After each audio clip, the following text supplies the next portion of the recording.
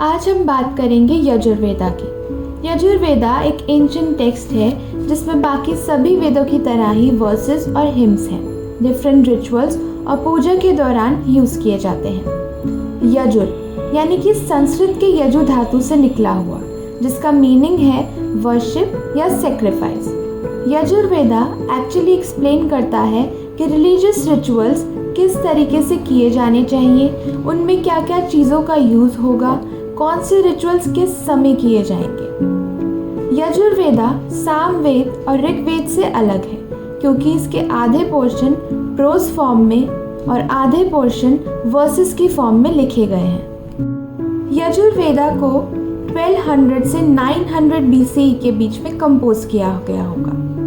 यजुर्वेदा में लिखे गए हिम्स और वर्सेस जो डिफरेंट रिचुअल्स के लिए यूज़ किए जाते हैं, उन्हें सामवेद की मेलोडिक चांट्स के साथ भी यूज़ किया जाता है।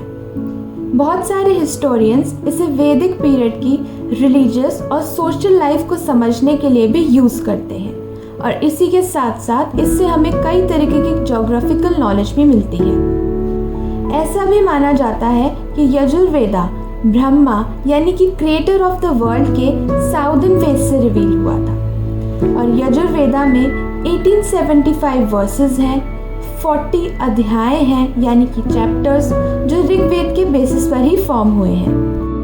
यजुर्वेद के उपनिषद वैदिक लिटरेचर में सबसे इम्पॉर्टेंट माने जाते हैं, जिन पर बहुत सारी कमेंट्रीज भी लिखी गई हैं, जो एंशिएंट इंडियन लिटरेचर का बहुत इम्पॉर्टेंट पार्ट है। यजुर्वेदा ऋग्वेद के हिम्स पर बेस्ड है, बट ये ऋग्वेद से काफ़ी अलग है क्योंकि ये वैदिक रिचुअल से जुड़े सारे सेरेमनीज का डिस्क्रिप्शन देता है। यजुर्वेदा को 2 पार्ट्स में डिवाइड किया गया है। पहला वाइट यानी कि प्योर यजुर्वेदा, जिसे शुक्ल यजुर्वेदा भी कहा जाता है। दूसरा ब्लैक डार्क यानी कि कृष्ण यजुर्वेदा। वाइट यजुर्वेदा में हमें प्रेयर्स और स्पेसिफिक इंस्ट्रक्शन मिलते हैं, जिससे डिवोशनल सेक्रीफाइसेस किए जाते हैं, और इसी के साथ साथ ब्लैक यजुर्वेदा में हमें केवल सैक्रिफिशियल रिचुअल्स मिलते हैं। शुक्ल यजुर्वेदा संहिता के ऊपर लिखी गई एक कमेंट्री महिधरा, और इसी के अंदर हमें यजुर्वेद के 2 पार्ट्स में डिवाइड होने की स्टोरी मिलती। ऋषि वैशंपायन जो वेद व्यास के डिसाइपल थे, उन्होंने यजुर्वेदा को ऋषि याज्ञवल्क्य और अपने कई शिष्यों पर बांटा, पर ऋषि वैशंपायन याज्ञवल्क्य से नाराज हो जाते हैं और यजुर्वेद की सारी नॉलेज उन्हें वापस देने को कहते हैं, और याज्ञवल्क्य योगा या मेडिटेशन की मदद से ऐसा कर पाते हैं, और वो सारी नॉलेज जो उन्हें अपने गुरु से मिली थी उसे वापस दे देते हैं। और इसी समय कुछ और डिसाइपल्स जो कि तीतर यानी कि जिन्हें काला पक्षी भी कहा जाता है, उनकी फॉर्म में ऑब्जर्व कर लेते हैं सारी यजुर्वेदा की नॉलेज को, और इसीलिए यजुर्वेदा के एक पार्ट को ब्लैक यानी कृष्ण यजुर्वेदा भी कहा गया है। याज्ञवल्क्य भगवान सूर्य से प्रार्थना करते हैं, और वो एक हॉर्स की फॉर्म में आकर यानी वजी यजुर्वेदा की नॉलेज उन्हें वापस दे देते हैं, जिसे वाइट यानी शुक्ल यजुर्वेदा कहा गया है।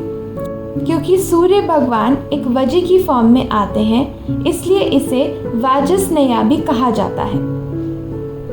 शुक्ल यजुर्वेदा और कृष्ण यजुर्वेदा दोनों की ही अलग अलग संहिता हैं। जैसे शुक्ल यानी कि वाजसनेयी संहिता के 2 पार्ट्स हैं, मध्याह्न संहिता और कण्वा संहिता। ऐसे ही कृष्ण यजुर्वेदा में हमें तैत्तरीय संहिता, कथका संहिता, कपिष्ठला संहिता, मैत्रेयानी संहिता मिलते हैं। शुक्ल यजुर्वेदा में रफली 16 रिसेंशंस हैं, और कृष्ण यजुर्वेदा में 86 रिसेंशंस हैं।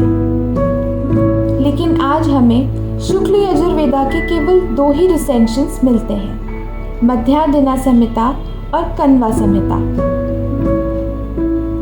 और बाकी की कई रिसेंशंस के बारे में हमें इसलिए पता चलता है क्योंकि इन्हीं टेक्स्ट के अंदर बाकी सारे रिसेंशंस का भी मेंशन किया गया है।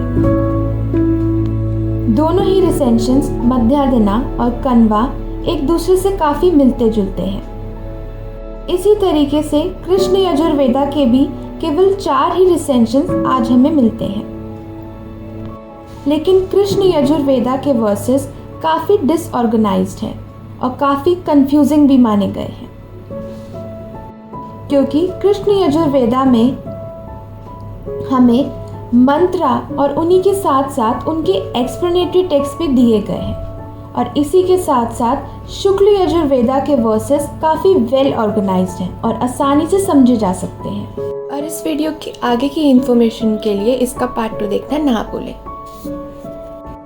अगर आपको ये वीडियो पसंद आई हो तो हमारे चैनल को सब्सक्राइब, लाइक और शेयर करना ना भूलें, और आगे आने वाली ऐसी ही हिस्ट्री के सभी एरिया से रिलेटेड वीडियो के नोटिफिकेशंस के लिए बेल आइकन पर क्लिक करें। Thank you for watching.